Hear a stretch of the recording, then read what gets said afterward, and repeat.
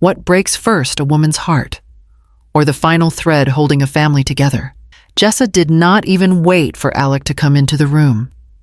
She just pointed at the doorway and shouted, "You are ungrateful! Get out and never come back!" The way she said it, sharp, practiced. Like she had been rehearsing those words, cut through me far deeper than her voice ever could. I stood there, holding the kitchen towel I had been folding for her. "Jessa," I said softly, "I do not understand what I said. Get out." She took one step toward me, her face blazing. "You think you can just live here and judge everything I do? You think you can stay forever and not contribute?" I felt my chest tighten. "I have contributed," I whispered. "Not enough," she snapped. "Not in the ways that matter. Now leave." Alec appeared finally, still tucking his phone into his pocket. "Jessa, what is going on?" "Your mother needs to go," she said. "Tonight." He looked at me. And for 1 second, I thought he would step between us the way he used to when he was a little boy and did not want me to get hurt. But he said nothing. That silence bruised me far more than her shouting. I walked to the front door without packing anything more than the small tote bag I carried for errands. My hand closed around the doorknob, but it did not turn. I tried again. Nothing. Jessa leaned against the wall, arms folded. "Oh," she said, "I forgot to tell you. We changed the locks. Security upgrade." I swallowed hard. "You changed them without telling me." "You do not live here anymore," she said. "Why would we?" Alec still said nothing. I stepped aside while Jessa unlocked the door with a new silver key. When it swung open, she motioned her hand outward like a hostess showing a guest out of a party. "There. Goodbye, Maris." I walked down the porch steps slowly. My knees shook more from shock than age. At the mailbox, I stopped. My name, Maris Calder, had been scraped off the small wooden nameplate.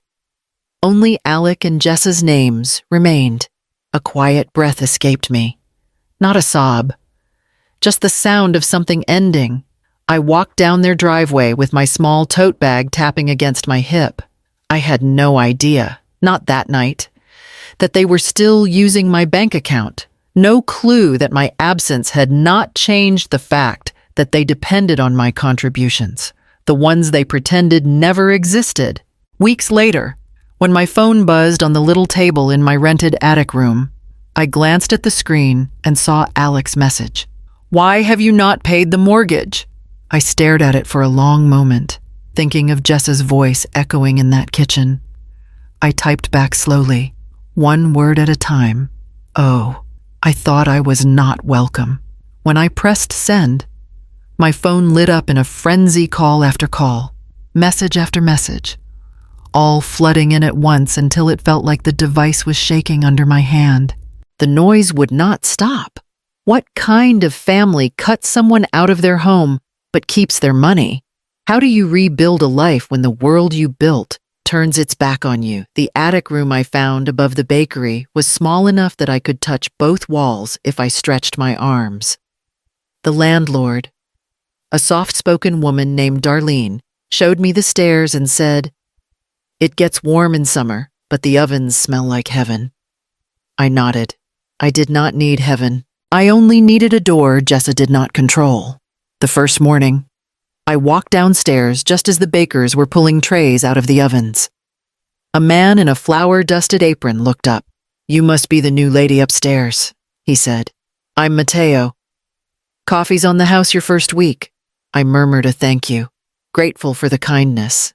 I kept my hands wrapped around the paper cup longer than necessary, letting the heat calm the trembling I still felt in my chest. Most days followed the same pattern.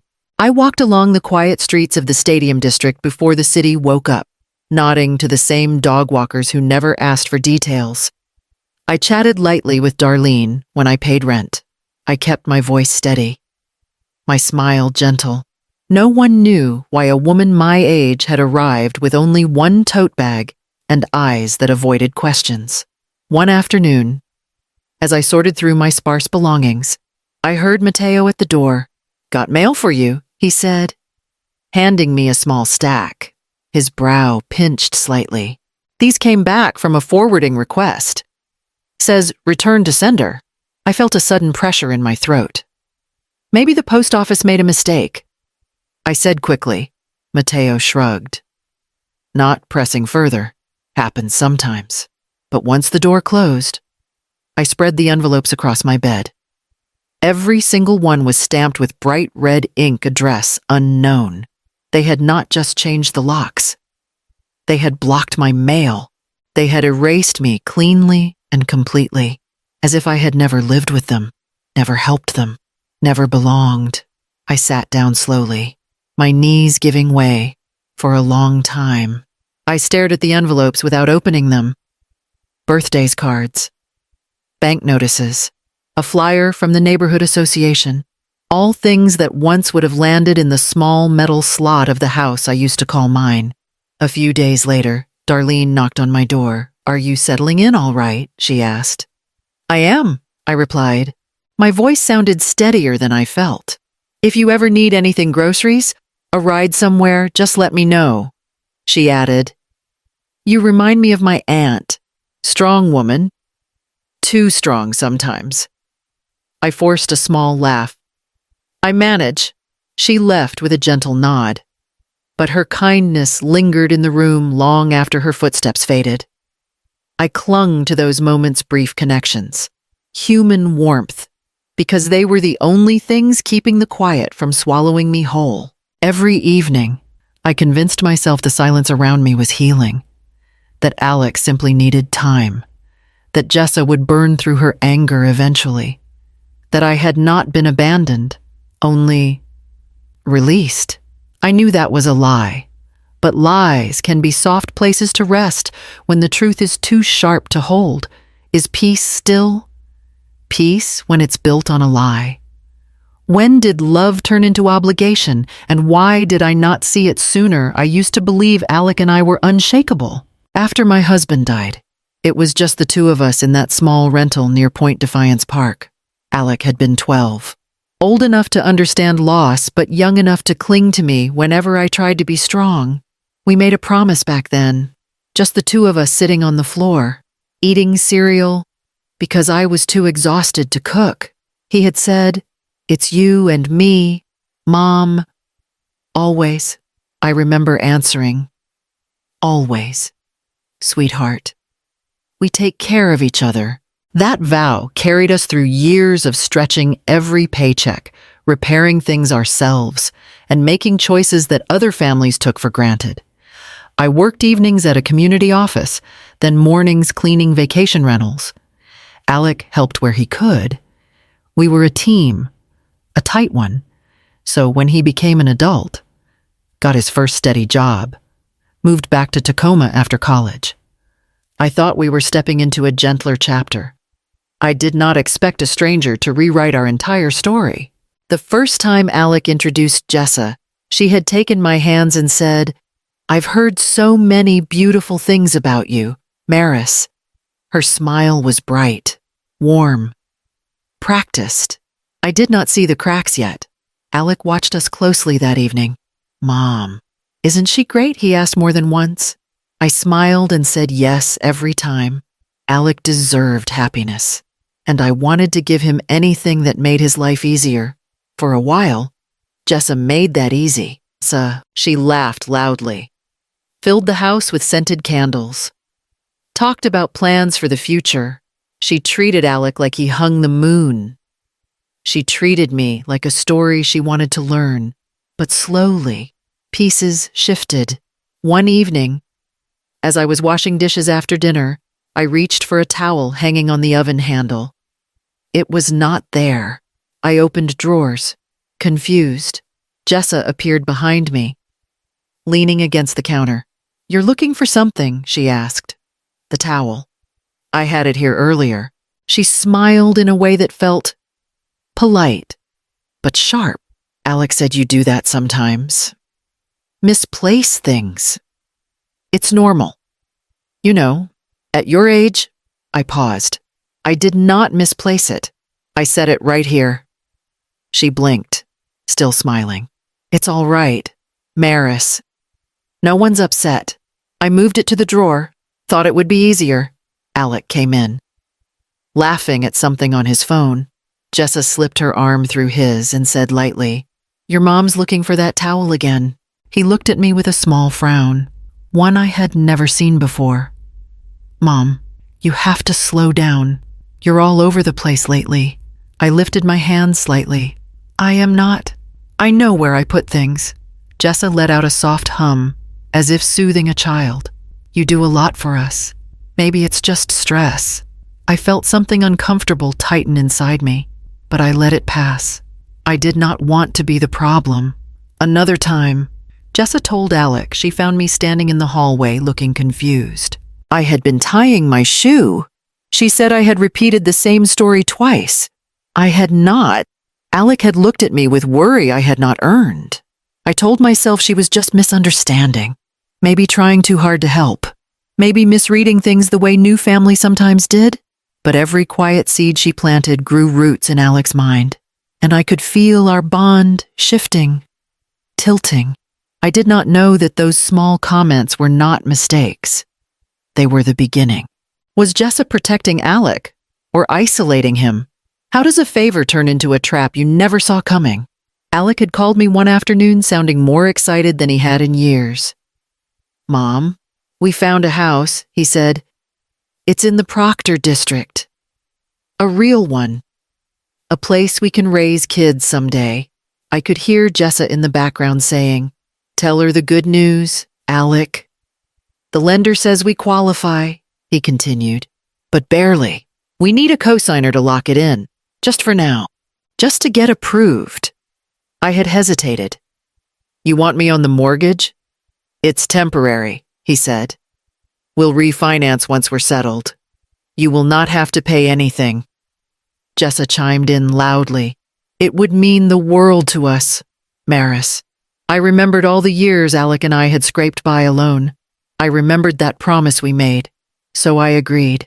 I pulled $10,000 from the retirement savings I had spent 2 decades building, and I told myself I was doing the right thing. The day we signed the papers, Alec hugged me. "Thank you, Mom. This is just until we get our footing." Jessa hugged me too, tighter than usual. "You're part of this home now," she said. Her voice was warm, but something in her eyes did not match. The first crack came 3 months later.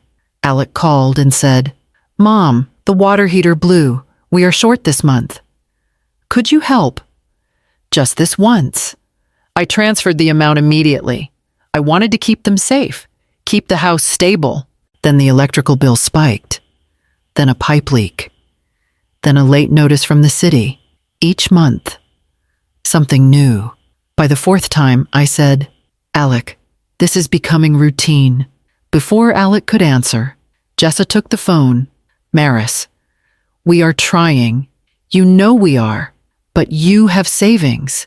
You understand how hard this is for young couples." I replied. "I helped with the down payment. I cannot keep, we will pay you back." She cut in. "Once the refinance happens." I frowned. "I thought you were doing that already." She laughed lightly. "We cannot refinance yet. Your name needs to stay on the mortgage until we look more stable." That is not what Alec told me. She paused only a moment before answering. He probably forgot. He has been stressed. When Alec came home that night, I brought it up again. "You said you would remove me from the loan." He put his hands on his hips like a tired child. "Mom, it is not a big deal. We are working on it." Stop worrying. But I did worry. Each month I paid another utility, then a repair bill, then a gap in the mortgage. I covered them quietly, telling myself it was temporary, that my son would never let this become a burden. One evening, as I handed Alec the receipt for a repair I had covered, I heard Jessa say softly, "She should contribute anyway." "She lives here," I said. "I am contributing because you asked me to co-sign, not because I live here." Jessa turned, smiling like someone indulging a child. "Same thing, Maris. Alec nodded beside her. It is all family. I stood there with the receipt still in my hand, realizing the line between help and expectation had vanished without anyone acknowledging it. And I was the only one who noticed. When did my presence become the problem? It began with small comments, sharp edges wrapped in politeness.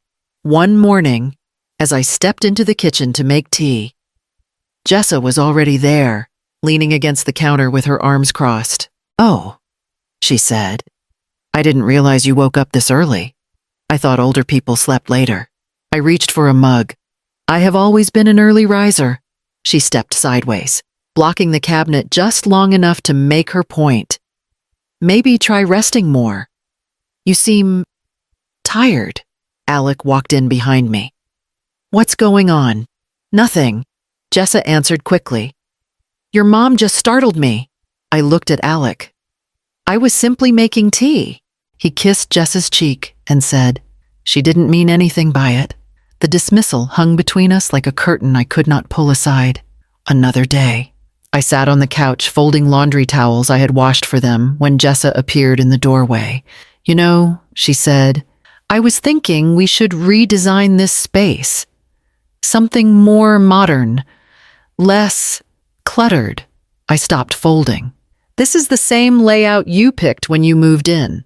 "Yes, but the energy changes when there are more people in a home." She smiled thinly. "Maybe you could do your crafts upstairs instead. It would give us all more room." "I am not crafting," I said quietly. "I am helping with the laundry." "Oh," she tilted her head. "It just looked like you were taking over." I placed the towel on the coffee table and stood up. "I can finish later." "Perfect," she replied before turning away. When Alec came home, he found me in my small room upstairs. "Mom, Jessa said you seemed upset." I kept my voice steady. "I think she wants more space." He sighed. "She's stressed. Her work has been rough. Just give her some grace." I nodded because the truth would have only made him defensive, and I did not want another argument. But the tension grew. Every shared space became something I was in the way of. Every conversation felt like a test I did not know I was taking.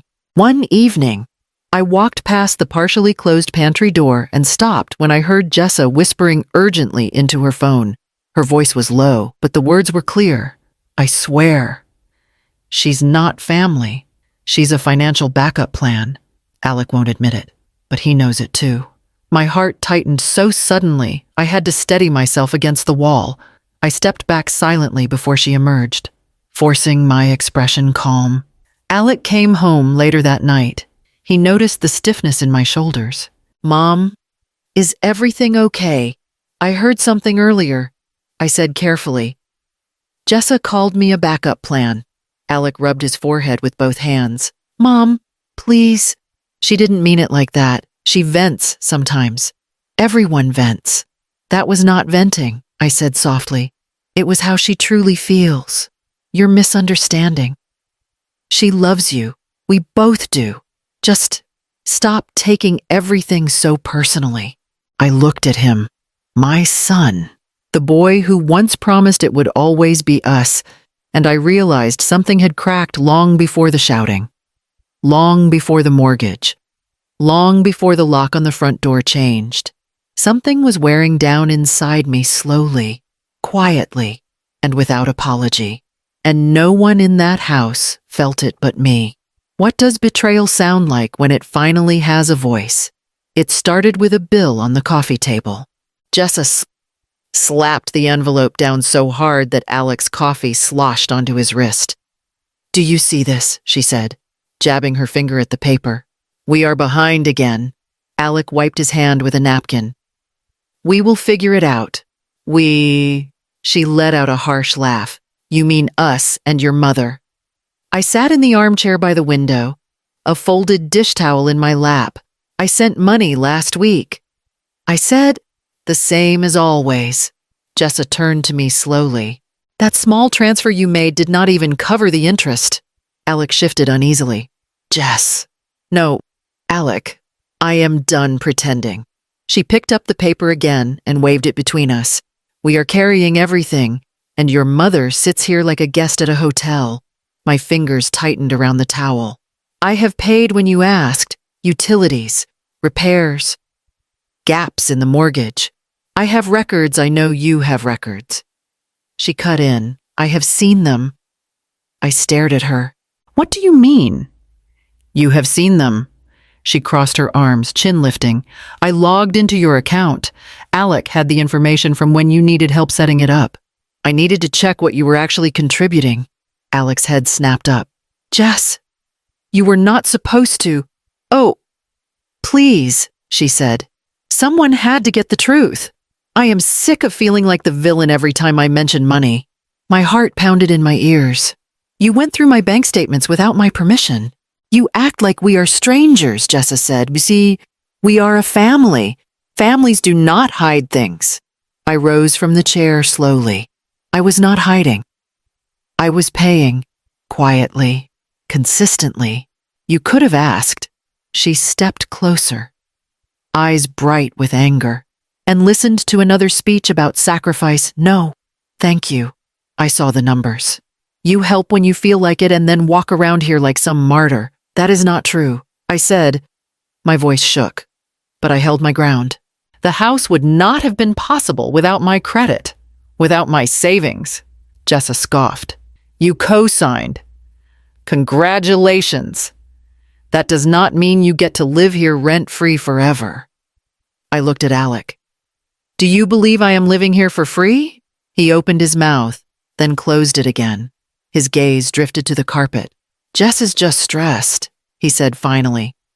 Work has been rough. This is not stress, I said. This is accusation. Jessa's voice rose. Fine. I will say it plainly. You are mooching off us, Maris. You sit in our house. You use our water, our electricity, and you act like every dollar you send is some great gift. Our house, I repeated. My name is on the mortgage. My savings went into the down payment. Because you wanted to. She snapped. You insisted. You said you were happy to help. Now you use it like a weapon. Alec flinched. Jess, enough. She rounded on him. No, Alec.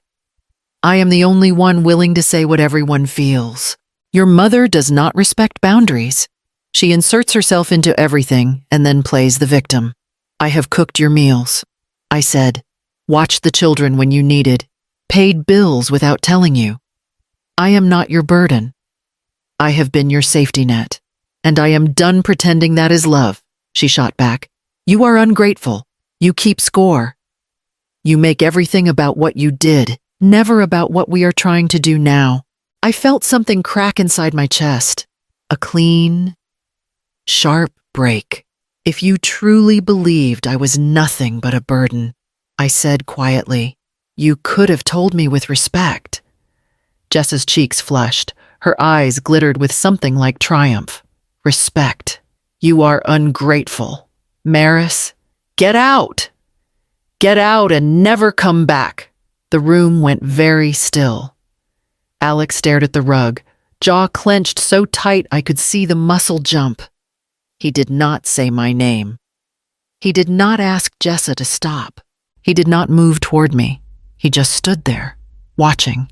I folded the towel in my hands one last time, set it gently on the arm of the chair, and walked past them both without touching a single wall. I went to my room, took my small tote bag from the hook, and filled it with what I could carry. No one followed me down the hallway. By the time I reached the front door, the decision had already been made for me. Can running away ever feel like winning? During my first weeks in the attic room, I kept my life as small as possible. Not empty, just small. Everything I owned fit inside a single dresser and the narrow closet with the slanted ceiling. My routines became a kind of refuge. Every morning, I wrote a few lines in a notebook Mateo gave me. Writing helps, he said when he handed it to me at the counter. Gets the noise out of your head. I thanked him quietly. I did not tell him my head had become nothing but noise. Most entries were simple. Woke up early. Made tea. Walked to the park. Did not cry today. I tried to make that last one true. Some days I failed. One afternoon, as I walked home from the small grocery store a few blocks away, I saw a U-Haul parked in front of one of the older homes. An elderly woman named Mrs. Hanley stood on the porch holding a cardboard box. A younger man, her son, I assumed was arguing with someone on the phone. "I told you we needed more time," he snapped. "She is 84 years old. She cannot move this fast." Mrs. Hanley looked at me, her hands trembling around the box. "They said the bank would help," she whispered, "but they did not." I stepped closer. "Do you need a hand, dear?" She shook her head softly. No, I never thought I would leave this way." Her voice cracked, and something inside my chest tightened with a cold, familiar ache. Losing a home does not always require a door slamming behind you. Sometimes it is just a slow turning of the world until you cannot hold on anymore. Later that evening, I wrote about her in my notebook. Someone always pays when money becomes the master. Today it was her. I do not want it to be me. The next morning, I came downstairs for coffee. Matteo looked at me strangely as he set the cup down. "You okay?" he asked. "I am fine," I replied. Why, he hesitated, wiping his hands on a towel. "Someone called earlier asking if you still lived here." My spine stiffened. "Who?" He shook his head. "They did not say. Just asked if the tenant upstairs, the older woman, had moved out yet." I felt the heat rise behind my eyes. "What did you tell them, that you're still here?" he said gently. But I did not give anything else. Didn't feel right. I nodded slowly. "Thank you. You want me to block the number if they call again? That would be helpful," I said. My voice stayed steady, but my fingers trembled slightly against the cup. He leaned forward. "If someone's bothering you—" "No one is bothering me," I said quickly. "Not yet." I left the bakery before he could ask more. Outside, the morning air felt colder than usual. I walked back up the staircase to my attic room and closed the door behind me. Then I sat on the edge of my bed and tried to make sense of the news. Someone was trying to find out whether I had disappeared again. Someone cared where I was living, but not in the ways that mattered. I opened my notebook and wrote one line across the page. Pressing the pen harder than necessary. Someone is keeping tabs on me. Someone who should not. I closed the notebook and placed it beneath my pillow. The quiet room no longer felt like refuge. It felt like a hiding place being watched, and I knew, deep in my bones. The call Matteo received was not a coincidence. What truth hides behind a single, unexpected message? It happened on a Thursday evening while I was sorting through a small pile of folded clothes on the bed. My phone, face down on the blanket, buzzed once, just once. Not the frantic vibration of spam calls or delivery alerts. One calm vibration. As if the sender expected I would answer immediately. I reached for it without thinking. The moment the screen lit up, the air around me seemed to shift. "Why have you not paid the mortgage?"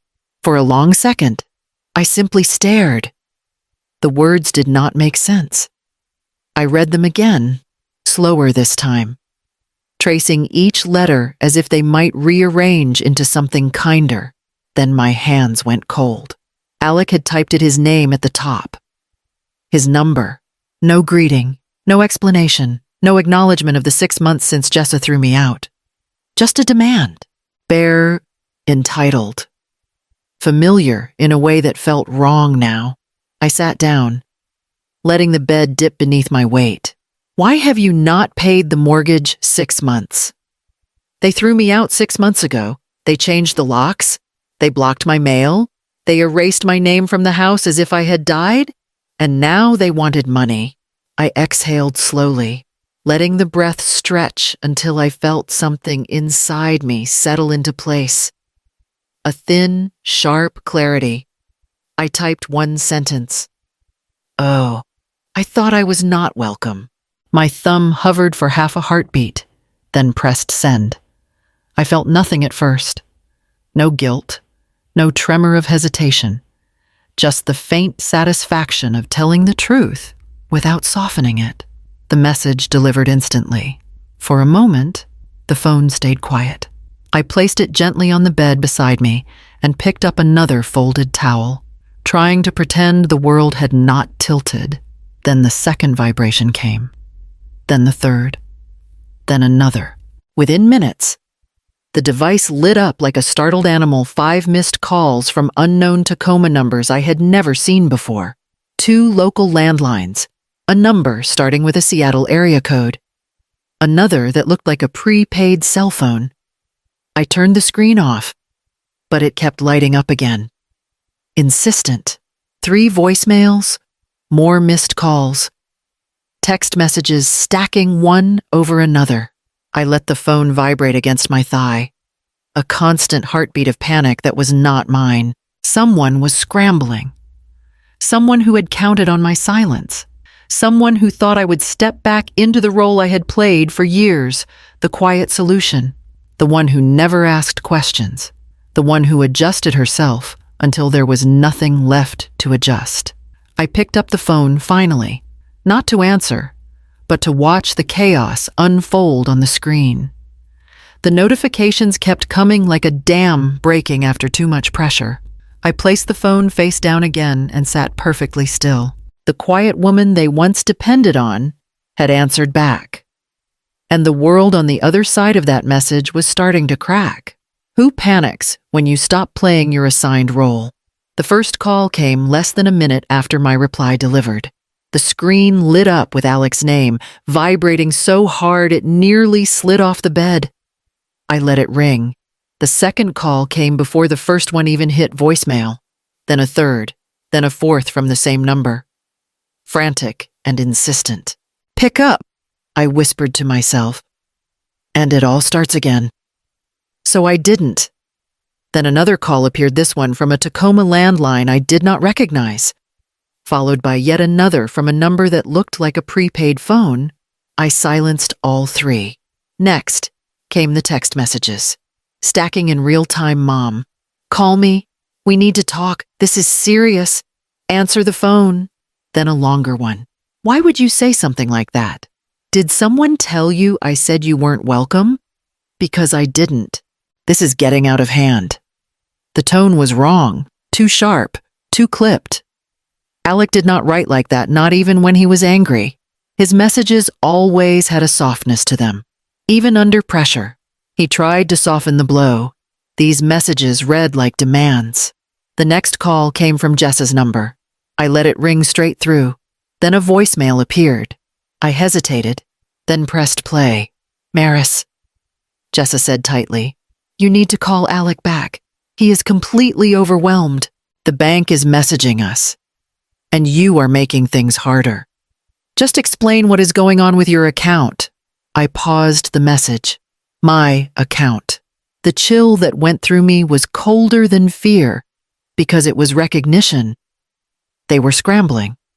The phone buzzed again. Another voicemail from Jessa. This one harsher. "Ignoring us does not fix anything. If you are confused about your finances, let us help you. You know Alec worries." There it was, the same script, the same tactic she had used for years, painting me as confused, unstable, needing guidance. I deleted the message without finishing. Then, suddenly, a text from Alec's number came through. A wall of words. "I am begging you. Stop acting irrational. You know you are responsible for the payment. You said you would cover it. You promised. Do not make this worse. We do not have time for one of your episodes." Episodes. A word Alec had never used with me in his life. A word Jessa had used more than once. I typed back one sentence, "Alec, did you actually write that message?" There was no reply. But less than 10 seconds later, a new message from Alec's number arrived. Shorter, panicked. "Yes, of course, just call me, please." And that was when the truth sharpened. I had seen this pattern before, when I lived with them, when Jessa texted from Alec's phone while he was in the shower, when she answered for him whenever money was mentioned. When she wanted control, this was her writing, her rhythm, her pressure. Another call came in, this one from a neighbor who lived 3 doors down from Alec and Jessa. I had not spoken to her in months. "Maris, are you okay?" her voicemail said. "Alec and Jessa are outside yelling. Something about payments and the bank. They looked terrified." The notifications kept coming: calls, texts, alerts stacking until the phone felt hot in my hand. I stood completely still, letting the sound wash over me. For the first time, they were the ones unraveling. And somewhere inside that storm, the truth they had hidden for months was pushing its way to the surface. How much of my life did they drain without me realizing? After the 5th missed call from Alec's number, I turned my phone face down on the dresser and pulled my laptop toward me. My hands were still shaking, but I forced myself to breathe slowly. Shock could wait. Confusion could wait. What I needed now was the truth. I logged into my bank account, something I had avoided doing since the day I left their house. Every time I tried before, the numbers only reminded me of what I had poured into a home that no longer wanted me. But tonight the dread was sharper, heavier. The first page loaded. My throat tightened. There were withdrawals I did not recognize. Transfers labeled household expense taken out twice in 1 week. A payment to a utility company I no longer used. And then a series of small withdrawals, $40 here, $50 there, spread across months, tiny enough to go unnoticed, steady enough to drain me. I clicked into the mortgage payment history. The last full payment made from my account was 8 months ago. 8. Not 1, not 2, 8. My breath stuttered. I whispered to myself, I sent money. I sent it every time they asked. But the numbers on the screen did not lie. The money never reached the mortgage company. I scrolled further and stopped when I saw it. Several attempts marked insufficient allocation, each originating from a device ID I did not recognize. A long string of letters and numbers, not my phone, not my laptop. Someone had tried sending partial payments from my account using something else, something connected to my login. Someone had access. My chest tightened until it hurt to breathe. I clicked the customer support icon and dialed the number. A woman answered after 2 rings. "Thank you for calling Tacoma Northwest Credit Union. This is Lauren. How can I help you tonight?" "My name is Maris Calder." I said, "I believe there are unauthorized withdrawals from my account." Her typing was soft and steady. "All right, Ms. Calder, I will pull up your file. Can you confirm the last 4 digits of your account number?" I did. She was quiet for a long moment. "Yes," she said finally. "I see what you are referring to. Several transfers were initiated from a secondary device. Do you recognize this device?" "No," I whispered. "I do not. This device has been accessing your account for nearly a year. A year!" I gripped the edge of the desk.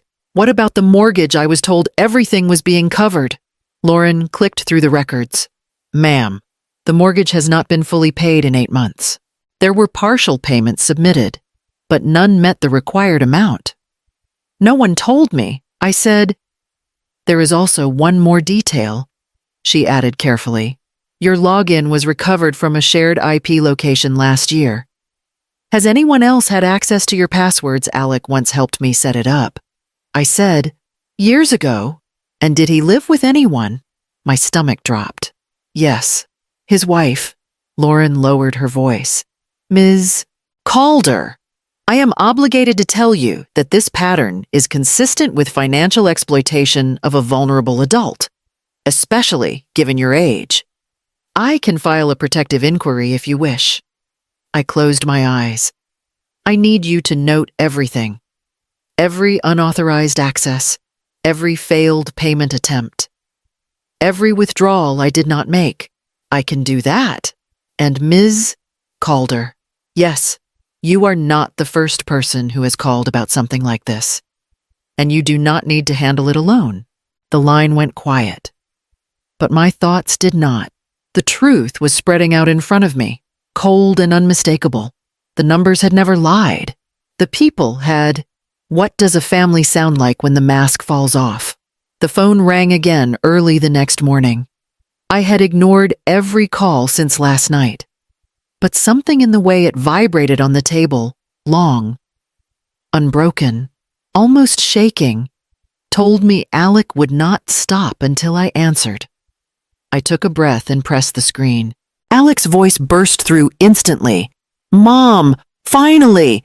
Why have you been ignoring me?" His tone was sharp. Nothing like the boy who used to whisper goodnight after nightmares. This voice was tight, rushed, exhausted.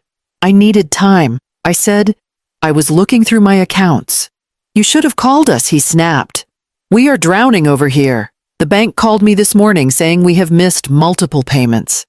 They said they tried contacting you for months." I closed my eyes. They contacted me once, after I moved out. "Well, they called me today," he said. "They said the account holder on record you is responsible for the shortfall. That shortfall exists because payments were never completed," I replied. Jessa's voice cut through the receiver like a blade. "Alec, give me the phone." "No," Alec said, moving the phone away for a second. "Just let me talk to her." I heard muffled arguing fast, tense, overlapping. Then Alec came back on. "Mom, what is going on? Did you really just stop paying without telling us? I paid everything you asked." I said, "For years, that is not true," Jessa shouted in the background. "She is lying. I showed you the bank statements. No." "You showed me something," Alec fired back, his voice cracking. But none of it makes sense now. For a moment, neither of them spoke. Then Alec inhaled sharply.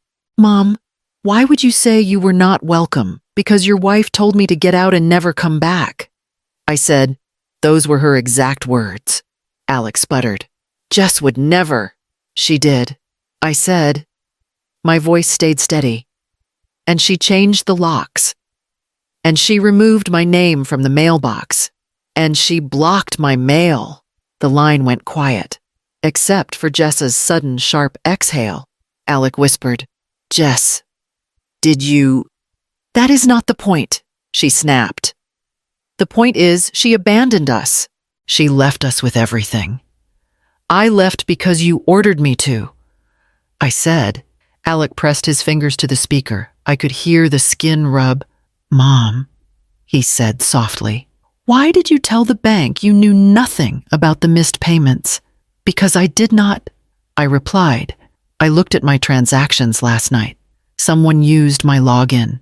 Someone initiated partial payments I never approved. Someone withdrew small amounts over months." Jessa exploded.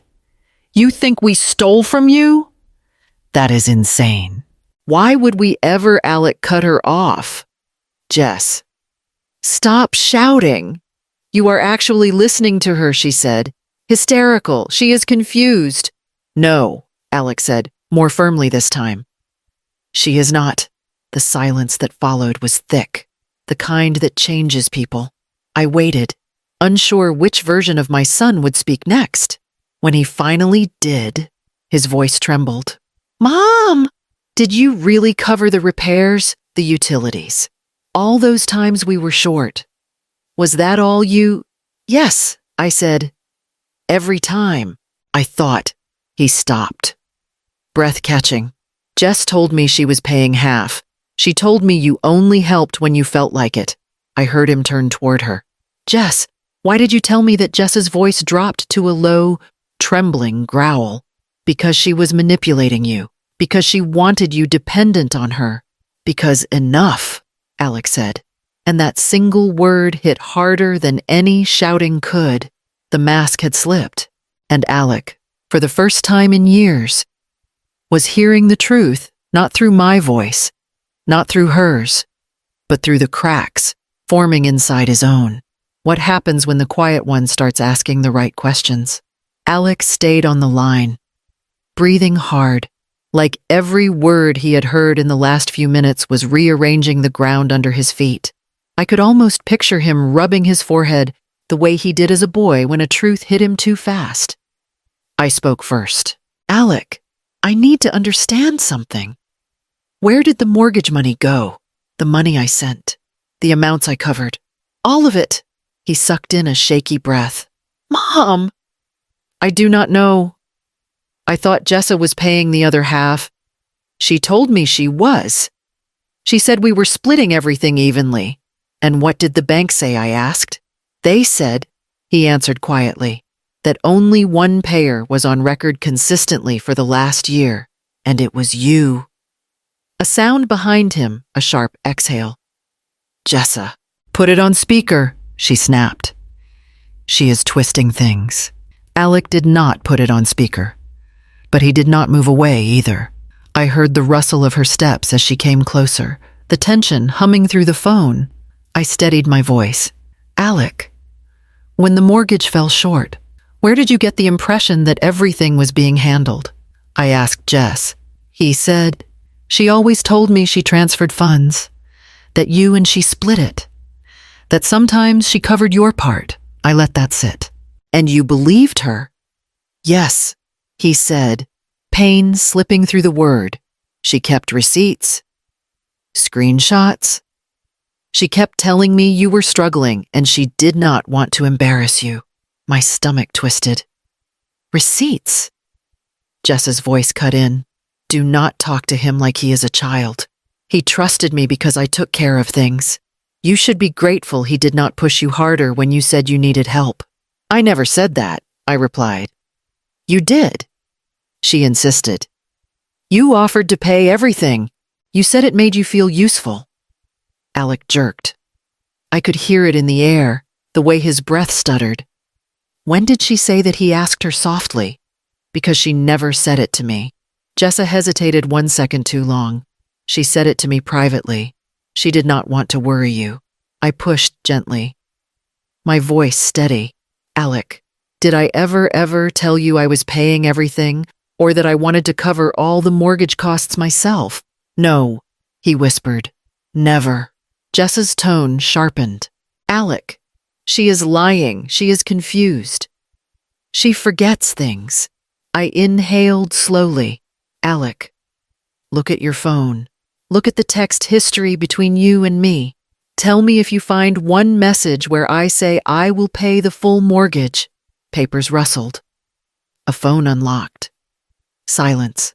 Then Alec said, voice thin, there is nothing here. Not one message. That is because she said it in person. Jessa snapped. She knew better than to put it in writing. Alec's breath trembled. Jess, stop. No, she said, rising to a shout. She manipulated you for years. She used your guilt. She did not use anything, Alec said. You did. You showed me screenshots. But now I see none of the payments match the mortgage records. Not one of them came from your account. Not one. Jess, her voice faltered. I paid in cash sometimes. Cash does not pay a mortgage, he said, each word harder than the last. I could almost hear the moment his certainty cracked open. Alec, I said gently, I covered repairs, utilities, missed payments. I contributed $10,000 from my retirement savings for your down payment. If I had offered to cover everything, you would have heard it from me. Directly. Jessa lunged again. You are twisting this. You have always tried to keep Alec dependent on you, Alec shouted, startling both of us. Enough. The line went dead silent. Then he spoke again, quieter, but with something broken underneath. Mom, I did not know. I swear I did not. I believe you. I said. Another silence. Heavy, irreversible. Alec spoke first this time, not to me, but to Jessa. What else did you lie about, he asked. And Jessa did not answer.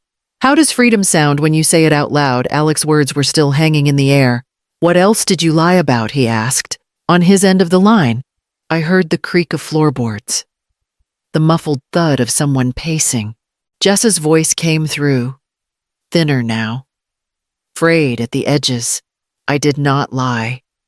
She said, I simplified. For you, because you fall apart every time money comes up. That is not an answer, Alec replied. Did you or did you not tell me my mother was paying less than she promised I told you? Jessa snapped. That she offered to help and then made it sound like we were bleeding her dry, which is exactly what she is doing right now. She paid the repairs, Alec said. She paid utilities. She paid gaps in the mortgage. That is not bleeding her. That is her version. Jessa threw back. She is twisting everything. I could hear him moving further away, maybe into another room, maybe just trying to put distance between her accusations and his own thoughts. When he spoke again, his voice was quieter, but there was steel in it I had not heard in a long time. Mom, are you still there? I am, I answered. I need you to be honest with me, he said. Need? Can you afford to keep paying anything toward the mortgage? I felt a strange calm settle over me. I could, but I will not. The silence sharpened. Jessa hissed. There it is. She is abandoning us. No, I said. I am stating a boundary. I will not pay another dollar. Handle your own mess. Alec exhaled sharply, like someone who had been punched. Mom, I covered more than my share. I continued. I co-signed when you could not qualify. I gave $10,000 from my retirement savings for your down payment. I paid when you asked and when you did not. I did it because I loved you, but love is not the same as obligation, and obligation is not the same as ownership. Jessa lunged at the opening. So that is it. You leave. You stop paying, and you watch us lose everything. You are the ones who told me I did not live there anymore, I said. You changed the locks. You blocked my mail. You removed my name from the mailbox. That does not mean you can just walk away from your responsibilities, Jessa shouted. Your name is still on that loan. You are legally tied to this. You sink with us. I took a breath. About that, she laughed, but it was brittle. What? Did you talk to a bank teller and think that counts as legal advice? I did not talk to a teller. I said, I talked to a lawyer. The crack of silence that followed was almost satisfying. Alec was the first to speak. What do you mean? A lawyer I contacted one after I saw the account history? I told him. We went through every transaction, every unauthorized login, every partial payment attempt from a device I do not own. He explained that what has been happening can be considered financial exploitation, especially given my age and my cosigner status. Jessa scoffed, but the sound fizzled quickly. You are being dramatic. No one exploited you. The bank has already flagged the activity. I said, the lawyer is filing to have me removed from liability on the mortgage based on that pattern. There will be an investigation into who accessed my accounts without permission. Alec's voice cracked. Investigation. Yes. I said, by the bank. Potentially by the authorities. If they decide it is warranted, that is insane, Jessa snapped. You would drag your own son into a legal nightmare. I am not dragging him anywhere. I replied, I am stepping out of a nightmare I did not create. Alec whispered something I could not quite catch. Then, more clearly, he said, Jess, did you use her login? She bristled. You are really going to stand there and interrogate me in front of her, did you? He repeated. I checked things, she said finally. Someone had to. She is not exactly tech-savvy. I made sure the payments were sent. They were not sent. He said, his voice broke completely then. You told me we were safe. You told me you were handling it. You told me my mom was exaggerating. You made me watch her walk out of this house, and you said it was for the best. Jessa's breath hitched. I did what I had to do. No, I said quietly, cutting through them both. You did what suited you. I enabled it. That ends today. Alec inhaled shakily. Mom, what happens next? What happens next? I said. Is that I let the bank and the lawyer finish what they started. I step out of your finances. I step out of your house. I listen to their breathing on the other end of the line. The sound of two people realizing the person they had always counted on to clean up after them had just put the broom down. What does accountability look like for people who never believed in consequences? I sat across from my attorney, Harold Denton, a man with silver hair, kind eyes, and a voice that could slice through confusion without needing to raise a single decibel. His office overlooked a narrow stretch of downtown Tacoma, small brick buildings, old street lamps. The steady flow of people who had no idea lives were being rebuilt or unraveled behind closed doors. Harold rested his glasses on the desk. Maris, I reviewed everything you sent. Your bank statements, the login history, the mortgage documents, and the phone records. He tapped the folder gently. You're not imagining this. Someone accessed your accounts without authorization. Jessa, I said. He nodded. Most likely.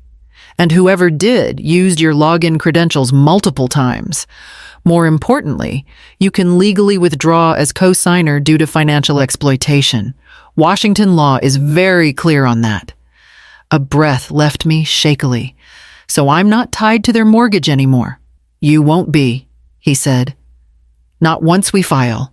And we're filing today. He slid a document toward me. This is a petition stating you were misled, pressured, and financially abused, and that you contributed funds under false pretenses. Once the bank receives this, they're obligated to freeze certain actions and begin a review. I signed calmly, but my hand trembled. A lifetime of being the problem solver doesn't fade easily. But today, I wasn't fixing anything. I was stepping out of the wreckage. Harold gathered the papers. The bank has also flagged a few transactions. They're running them through fraud detection. What kind of transactions, I asked. The partial payments on the mortgage, he said. They were submitted using an unfamiliar device ID. But there's more. He clicked a file open on his tablet. One of those submissions included a digital authorization. A forged one. My throat tightened. Forged, yes, he said. Someone digitally signed your name on a payment approval you never gave. I closed my eyes. For months, they made me feel unreliable, forgetful, dramatic. And all along, someone had been pretending to be me. Harold leaned forward. Once the bank confirms the forgery, they'll move forward with an internal investigation. And if the pattern continues, they will refer it to law enforcement. He did not say Jess's name. He didn't have to. Later that afternoon, he walked me down to the bank itself. Tacoma Northwest Credit Union, the same place I had been quietly depositing helping hand payments for years. A banker named Felicity met us in a small office. Ms. Calder, she said gently, we've received your petition. We are officially opening an exploitation case. You will be notified of all steps going forward. Does Alec know I asked? Felicity hesitated. He called earlier asking why the account was under review. We informed him standard privacy rules apply. He did not take it well. I folded my hands. Did he ask whether I filed the review? No, she said. He asked who accessed your login. Harold raised an eyebrow. Interesting. Felicity continued. Our initial findings show a login location traced to a different Wi-Fi network than your home or your bakery address. And one flagged authorization does not match your verified signature pattern. Meaning, I asked.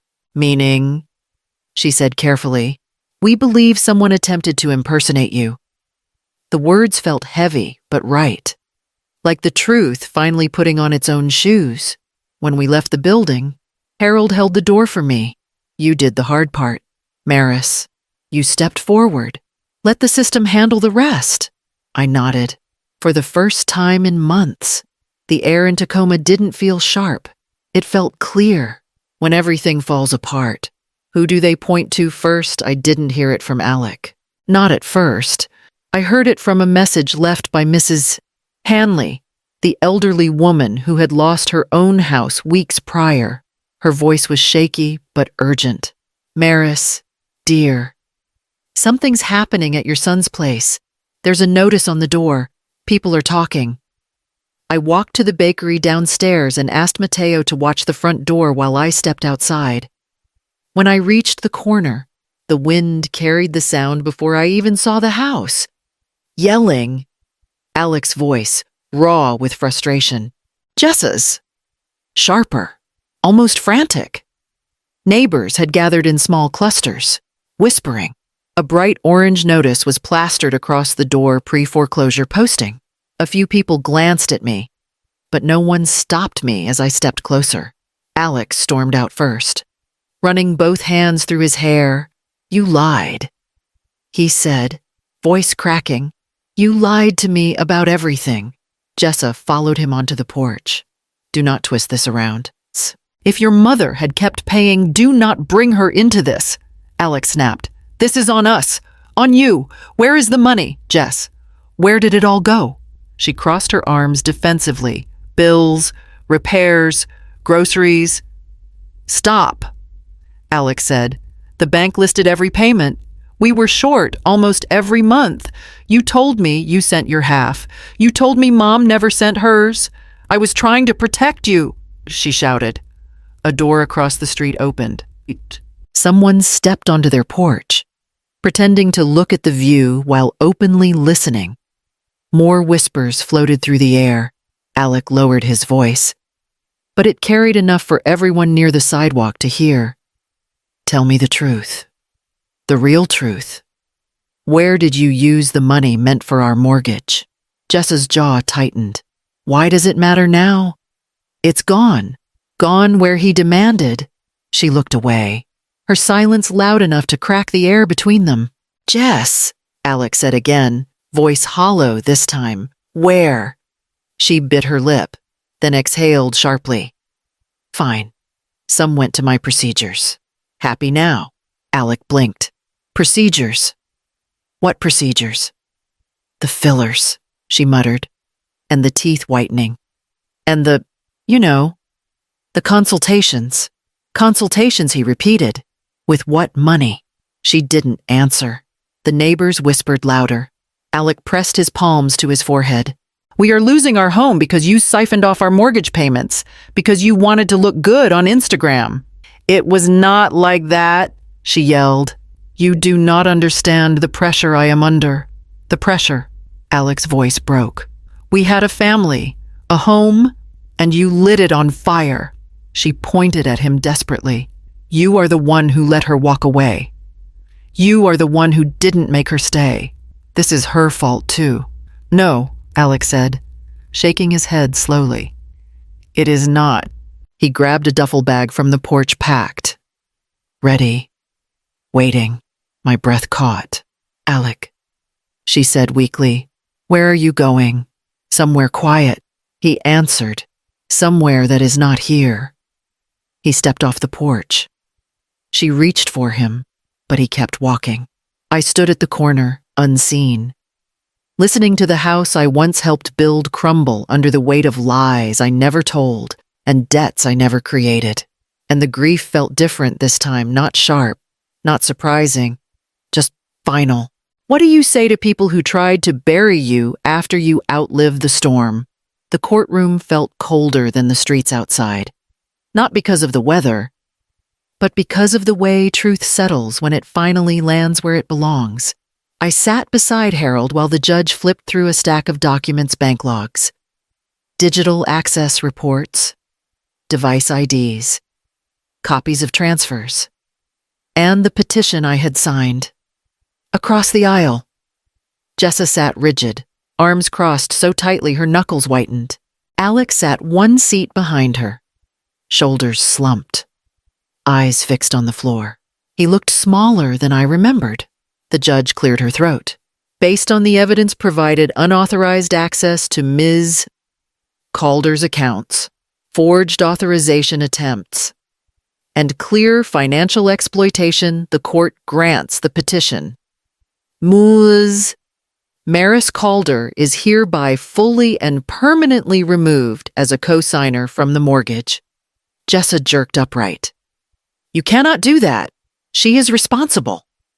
The judge held up a hand. No, she is not anymore. Harold didn't smile, but the quiet exhale he released said enough. I gripped the edges of my purse. For the first time in years, my body felt lighter. The judge continued. As for the misused funds, the review shows that over 8 months, significant amounts intended for mortgage payments were redirected. Mrs. Hale, she looked at Jessa, you are legally responsible for repayment. The bank may pursue further action regarding the forged authorization. Jessa's face paled. I didn't forge anything. I just checked things. That is not what the evidence shows, the judge replied. And the investigation will proceed accordingly. Alec leaned forward. Your Honor. May I speak? The judge glanced at him. Briefly. He swallowed hard. I didn't know what she was doing. I swear I didn't. And I didn't know how much my mother was paying. I should have paid attention. Jessa hissed at him to stop talking, but he didn't.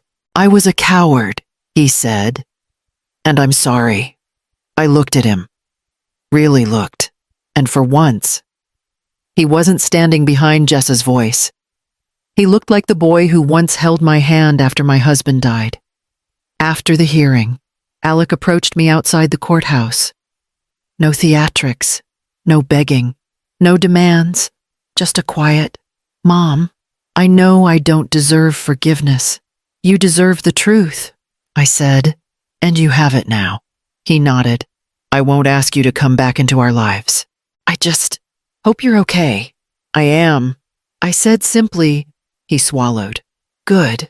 Jessa stayed several paces behind him, arms folded tightly, refusing to meet my eyes.